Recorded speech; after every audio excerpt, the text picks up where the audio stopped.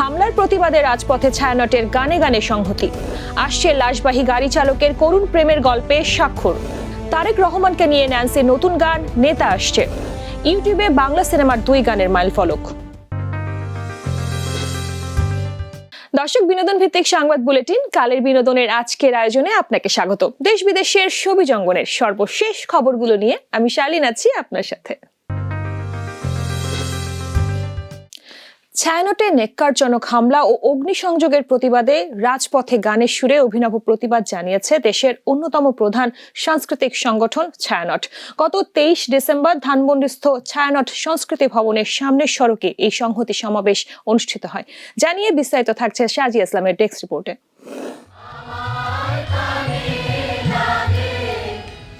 বাংলাদেশ শেষ কবে এমন প্রতিবাদের দৃশ্য চোখে দেখেছে কে জানে। বুক ফাটা আর্তনাদ, চোখে জল আর কণ্ঠে দেশের গান। গতকাল ছায়ানট প্রাঙ্গণে শিল্পীদের এই জমায়েত ছিল চোখে পড়ার মতো, যেখানে অংশ নিয়েছিলেন শিল্পী, কলাকুশলী ও সাধারণ মানুষ।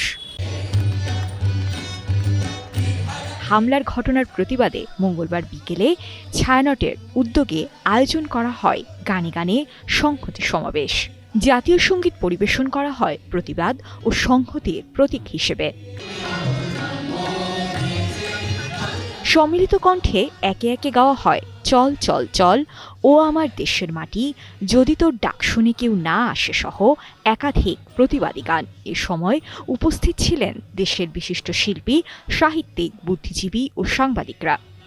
আমাদের যে বাংলার যে সংস্কৃতি, সেটা তো ছায়ানট তো আজকের প্রতিষ্ঠান নয়, সেই 1960 সাল থেকে তাদের এই যাত্রা অব্যাহত আছে। কোনোদিন রাজনৈতিক কোনো পদক্ষেপে, কোনো কাজে তারা অংশ নেয়নি, কিন্তু সংস্কৃতির মাঠে তারা সবসময় সরব ছিল। সেই দিক থেকে আমি মনে করি যে এই প্রতিবাদটি আজকে ভীষণ রকম জরুরি ছিল। আমাদের সংস্কৃতি চর্চার পথে কোনো বাধা আমরা মানি না। আমরা আমাদের কাজ করে যাব এবং আশা রাখি আপনাদের মতো সকলে, মিডিয়া থেকে শুরু করে সারা দেশের মানুষ আমাদের সঙ্গে থাকবেন। যতই ঝড়ঝাপটা আসুক, আমরা মাথা উঁচু করে দাঁড়িয়ে থাকবো এবং আমাদের দেশকে এগিয়ে নিয়ে যাওয়ার চেষ্টা করবো। আয়োজকদের ভাষ্য, এই আয়োজনের মূল লক্ষ্য বাংলা সংস্কৃতির অসাম্প্রদায়িক, মানবিক ও মুক্তিযুদ্ধের চেতনাকে নতুন করে উচ্চারিত করা। গান আর কণ্ঠের ঐক্যের মধ্য দিয়ে মানুষকে ঐক্যবদ্ধ করাই এই সংহতি সমাবেশের প্রধান বার্তা। পুলিশ এবং সামরিক বাহিনীর লোকজন এখানে আসছে। আমার মনে হয় যে আরো আগে আসলে এই 2 ঘটনার ঘটনা, যে আক্রমণ যেটা হয়েছে এটা হতে পারত না। এটা হচ্ছে সংস্কৃতি বোধের মিলন, একটা শিল্পবোধের মিলন, এবং শিল্প সংস্কৃতি ছাড়া তো একটা দেশের প্রকাশ হতে পারে না।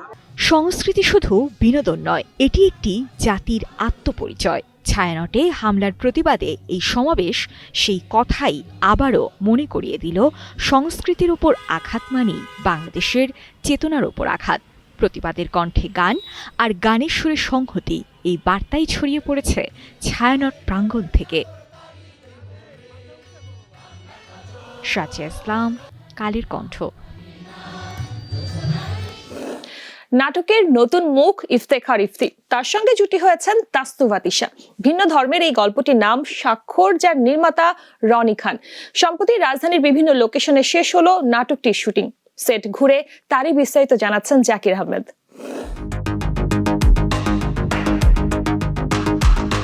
লাশবাহী গাড়ির চালক জাফর ও কারখানার কর্মী রেনু সরলে প্রেমে ছিল বিয়ে আর ভবিষ্যতের স্বপ্ন, কিন্তু নিয়তির নির্মম পরিহাসে জাফরকেই বহন করতে হয় তার ভালোবাসার মানুষের নিথর মরদেহ।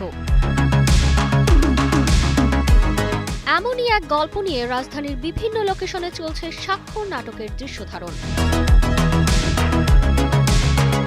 ফেরারি ফরহাদের রচনায় ও রনি খানের পরিচালনায় নাটকটির প্রধান পাত্রপাত্রী ইফতেখার ইফতি ও তাসনুভা তিশা।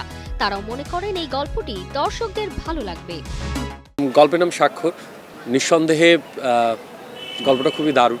গল্পের প্রেক্ষাপট তো আসলে নিম্নবিত্ত একটা এতিম ছেলেরই গল্প আসলে। তো তার জীবনের ঘাত প্রতিঘাত এবং একটা লাশবাহী ফ্রিজিং গাড়ির চালক, সে এতিম, তার জীবনটা আসলে কেমন হওয়া উচিত এবং তার জীবনের যেই ঘাত প্রতিঘাতগুলো আছে সেই ব্যাপারগুলোই আসলে গল্পে উঠে এসেছে। এটা যাচ্ছে হচ্ছে বাজ পাখি ইউটিউব চ্যানেলে।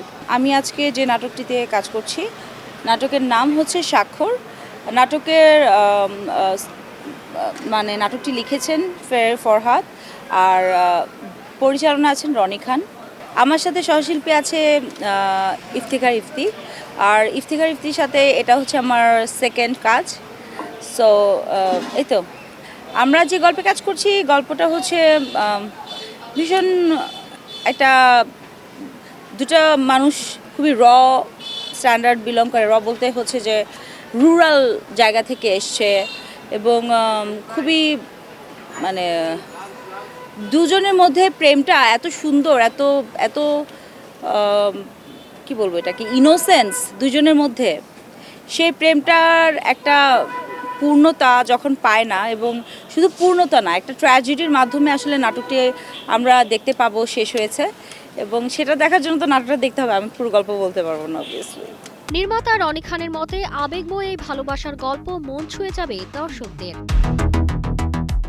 আমরা আসলে এটা একটা ইউটিউব প্ল্যাটফর্মের জন্য কাজটা করছি। আমাদের যে চ্যানেলে নাটকটি যাবে, চ্যানেলটির নাম হচ্ছে বাজ পাখি এন্টারটেনমেন্ট। আমি এই গল্পটা প্রায় 2 বছর ধরে রেখে দিয়েছি।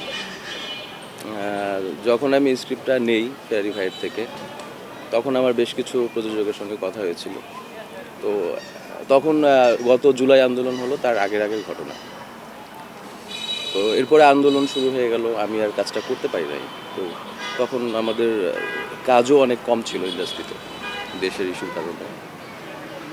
তো এই স্ক্রিপ্টটা আসলে বেসিক্যালি গল্পটা এরকম জনরার গল্প যে শেষে গিয়ে আমরা বড় একটা ট্র্যাজেডি বা বড় একটা মর্মান্তিক একটা মুহূর্তে পৌঁছাই, গল্পের যে কেন্দ্রীয় চরিত্রে যারা থাকেন।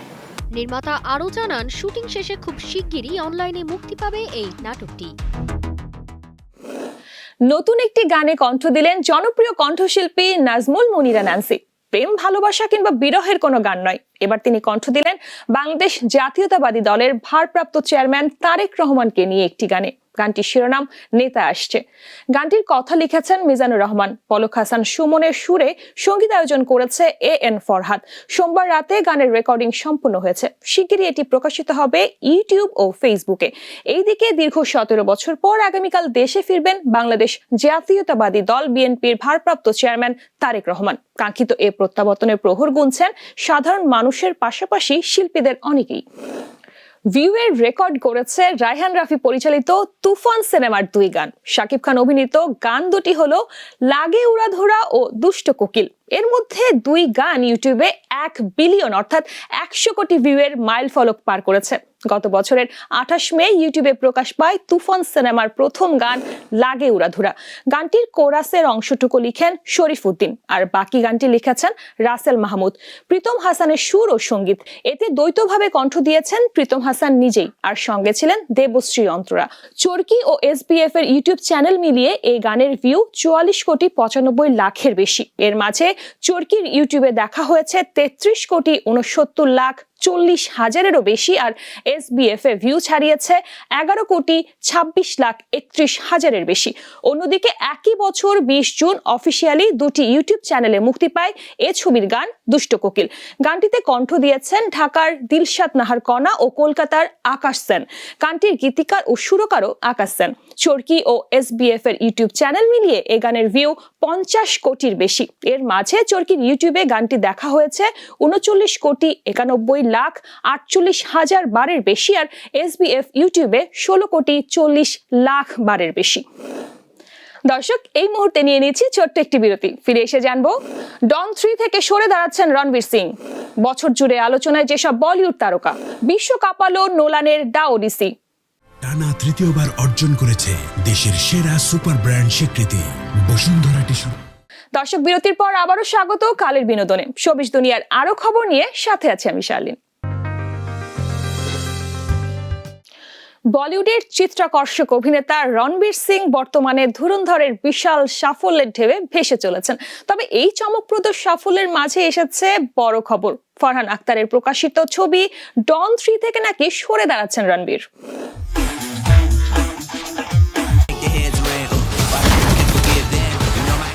বলিউডের জনপ্রিয় অভিনেতা রণবীর সিং বর্তমানে ধুরন্ধরের বিশাল সাফল্যের ঢেউয়ে ভেসে চলেছেন। তবে এই চমকপ্রদ সাফল্যের মাঝেই এসেছে বড় খবর। ফারহান আখতারের প্রত্যাশিত ছবি ডন 3 থেকে নাকি সরে দাঁড়াচ্ছেন রণবীর। ধুরন্ধরের সাফল্যের পর রণবীর জানিয়েছেন তিনি পরবর্তী ছবিতে নতুন ধরনের চরিত্র করতে চান। তিনি চান সঞ্জয় লীলা বানসালি, লোকেশ কানাগরাজ ও আটলি কুমারের মতো নির্মাতাদের সঙ্গে কাজ করতে। একই সঙ্গে তিনি চান না ধারাবাহিকভাবে গ্যাংস্টার চরিত্রে অভিনয় করতে, কারণ ধুরন্ধর ইতোমধ্যেই সেই ঘরানারই ছবি। জানা যায় রণবীর জয় মেহতার প্রলয় প্রজেক্টের শুটিং দ্রুত শুরু করতে চাইছেন। নিজেই শিডিউল ও তারিখ সমন্বয় করে নিশ্চিত করতে চাইছেন যেন ছবিটি দ্রুত শুটিং ফ্লোরে গড়াতে পারে। ধুরন্ধর মুক্তির পর রণবীরের ডন 3 এর প্রস্তুতি শুরু করার কথা ছিল, কিন্তু বর্তমান পরিস্থিতিতে ছবিটি অনির্দিষ্টকালের জন্য পিছিয়ে গেছে।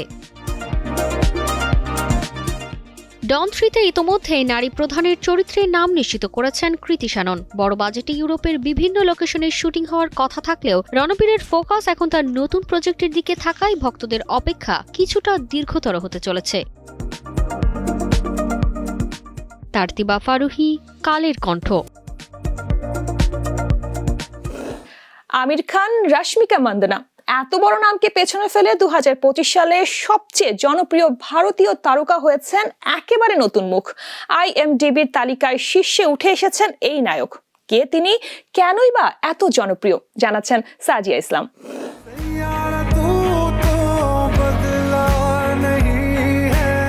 বলিউডে তারকা খ্যাতির হিসাব বদলে যাচ্ছে দ্রুত।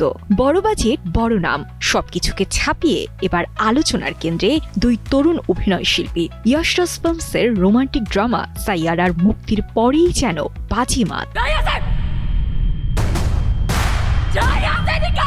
ইন্টারনেট মুভি ডাটাবেস IMDb'র 2025 সালের সবচেয়ে জনপ্রিয় ভারতীয় তারকার তালিকায় প্রথম ও দ্বিতীয় স্থানে জায়গা করে নিয়েছেন আহান পান্ডে ও অনিক পাট্টা। বিশ্বজুড়ে প্রতি মাসে 25 কোটির বেশি ব্যবহারকারীর পেজ ভিউর ভিত্তিতে এই তালিকায় তাদের শীর্ষে ওঠা নিঃসন্দেহে বড় অর্জন।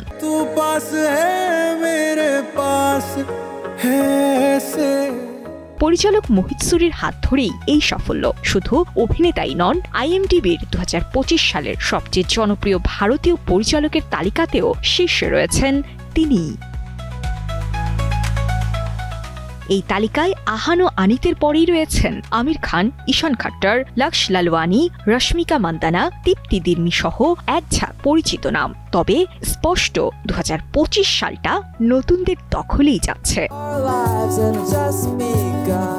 IMDb'র ইন্ডিয়ার প্রধান ইয়ামিনী পাতোদিয়ার কথায় এখন অভিনেতাদের পাশাপাশি পরিচালকরাও সমান গুরুত্ব পাচ্ছেন।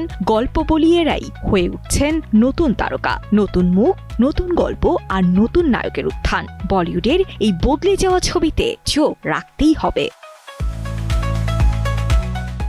সাজিয়া ইসলাম, কালের কণ্ঠ। ক্রিস্টোফার নোলান মানেই প্রত্যাশার পাহাড়। আর সেই নোলান যখন হোমারের অমর মহাকাব্য দ্য ওডিসি নিয়ে আসছেন, তখন উত্তেজনা স্বাভাবিকভাবেই আকাশ ছোঁয়া। ইতোমধ্যে প্রকাশিত হয়েছে সিনেমাটির ট্রেলার, যা এখন সোশ্যাল মিডিয়ায় আলোচনার কেন্দ্রে। বিস্তারিত মিষ্টি খাতুনের ডেস্ক রিপোর্টে। ভয়ঙ্কর সমুদ্র, অন্ধকার গুহা, দানবের ছায়া আর ঘরে ফেরার জন্য এক বীরের অদম্য লড়াই। বিশ্বজুড়ে আলোড়ন তুলতে মাত্র 1 মিনিট 54 সেকেন্ডই যথেষ্ট। ঠিক এমনই চমকপ্রদ দৃশ্য দেখা গেছে ক্রিস্টোফার নোলানের নতুন সিনেমা দ্য ওডিসি ট্রেলারে। সিনেমার কেন্দ্রীয় চরিত্র গ্রিক বীর ওডিসিউস। ট্রয় যুদ্ধের পর নিজের দেশে ফেরার পথে তার সামনে দাঁড়ায় ভয়ঙ্কর সমুদ্র, দানব, বিশ্বাসঘাতকতার সময়ের নির্মম পরীক্ষা। আর এই সাহসী চরিত্রে অভিনয় করেছেন ম্যাট ডেমন। ট্রেলারে তাকে দেখা যায় কখনো জাহাজডুবির পর ভেসে যেতে, কখনো অন্ধকার গুহার ভেতর দিয়ে এগোতে। ট্রেলারের সবচেয়ে আলোচিত অংশ ট্রোজান হর্সের ভেতরের দৃশ্য। নোলানের ক্যামেরা এখানে শুধু ইতিহাস দেখায় না, দেখায় আতঙ্ক, অন্ধকার আর অজানা ভয়। একটি গুহার ছায়া থেকে ধীরে ধীরে ভেসে ওঠে এক বিশাল ভয়ঙ্কর প্রাণী দানবের মুখ, যা দেখিয়েই নোলান তৈরি করেন শিউরে ওঠা সাসপেন্স। ইউনিভার্সালের ভাষায় এটি হতে যাচ্ছে এমন এক সিনেম্যাটিক মাস্টারপিস যা দেখে হোমার নিজেও গর্বিত হতেন। নোলানের হাতে থাকে অঢেল বাজেট। ওপেনহাইমারের পর নোলান নিজেই বলেছিলেন, আমি যাই করি সেটির উপর আমার সম্পূর্ণ মালিকানা থাকতে হবে, আর সেই দর্শনেরই ফল দ্য ওডিসি। মিথ, ইতিহাস আর নোলানের ভিজুয়াল মিউজিক সব মিলিয়ে দ্য ওডিসি হতে যাচ্ছে আগামী বছরের সবচেয়ে প্রতীক্ষিত সিনেমাগুলোর একটি। সবকিছু ঠিক থাকলে মুক্তি পাবে 2026-এর 17 জুলাই। দর্শক, সময় হলো আরো একটা ছোট্ট বিরতির। ফিরে এসে জানবো শীতকালে রুক্ষ ত্বকের ঘরোয়া সমাধান, চুলের যত্নে কাঠের চিরুনির উপকারিতা। টানা তৃতীয়বার অর্জন করেছে দেশের সেরা সুপার ব্র্যান্ড স্বীকৃতি বসুন্ধরা টিস্যু। বিরতির পর আবারও স্বাগত কালের বিনোদনে। শোবিজ দুনিয়ার আরো খবর নিয়ে সাথে আছে আমি শার্লি। শীত মানেই ত্বকের যত্নে বাড়তি যুদ্ধ। হালকা ঠান্ডা পড়তেই ত্বক তার স্বাভাবিক আর্দ্রতা হারাতে শুরু করে, মুখ হাত পা হয়ে ওঠে শুষ্ক, খসখসে আর প্রাণহীন। তবে শীতের শুরু থেকে নিয়মিত ত্বকের পরিচর্যা করলে আপনার ত্বক থাকবে সতেজ ও তরতাজা। শীতকালে শুষ্ক ত্বকের যত্নে ঘরোয়া উপাদানই হতে পারে সবচেয়ে ভালো সমাধান। রাতে ঘুমানোর আগে 1 চামচ নারকেল তেল দিয়ে কয়েক মিনিট ত্বকে ম্যাসাজ করলে আর্দ্রতা বজায় থাকে এবং ত্বক নরম ও মোলায়েম হয়। ত্বকের পুষ্টির জন্য কলা খুবই কার্যকর। এতে থাকা ভিটামিন ও খনিজ উপাদান শুষ্কতা দূর করে। প্রতিদিন কলা খাওয়ার পাশাপাশি 1 টুকরো কলার সঙ্গে সামান্য নারকেল তেল মিশিয়ে ত্বকে লাগালে ভালো ফল পাওয়া যায়। ত্বকের উজ্জ্বলতা বাড়াতে দুধের ভূমিকা গুরুত্বপূর্ণ। শীতের রাতে কুসুম গরম দুধ পান করুন এবং ঘুমানোর আগে দুধ ও গোলাপ জলের মিশ্রণ দিয়ে হালকা ম্যাসাজ করুন। এছাড়া প্রতিদিন নাস্তার পর আধা চামচ মধু খাওয়া ও পরিষ্কার ত্বকে মধু ব্যবহার করলে শুষ্কতা দ্রুত কমে আসে। নিয়মিত ব্যবহারে অল্প সময়ে ত্বক হয়ে উঠবে সতেজ ও প্রাণবন্ত। সময় বদলায়, ট্রেন্ডও বদলায়, কিন্তু ঘন, মসৃণ ও কালো চুলের আকর্ষণ কখনোই ফুরায় না। আধুনিক কসমেটিক্সের ভিড়ে নারীরা ভরসা রাখেন একেবারে প্রাকৃতিক এক উপায়ে, কাঠের তৈরি চিরুনির ব্যবহার। চুল পাকা পুরোপুরি থামানো সম্ভব না হলেও কাঠের চিরুনি নিয়মিত ব্যবহার চুলকে দীর্ঘদিন সুস্থ ও প্রাণবন্ত রাখতে কার্যকর ভূমিকা রাখে।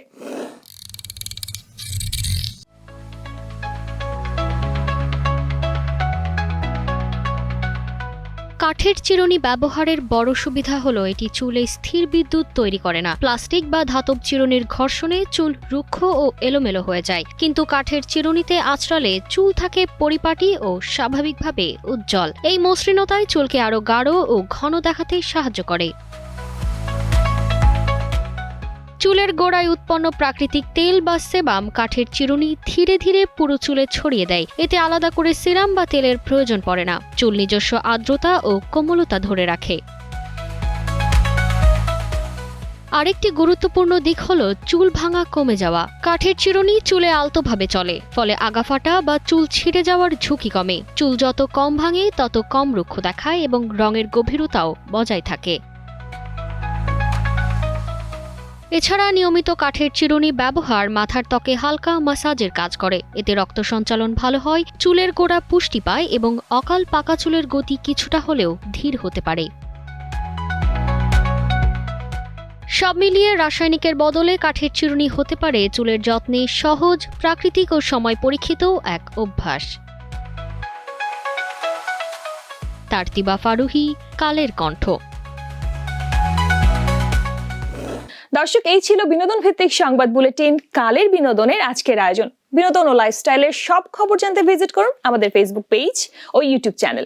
কাল ঠিক একই সময়ে আবারও দেখা হবে। ততক্ষণ পর্যন্ত ভালো থাকুন, কালের কণ্ঠের সাথেই থাকুন।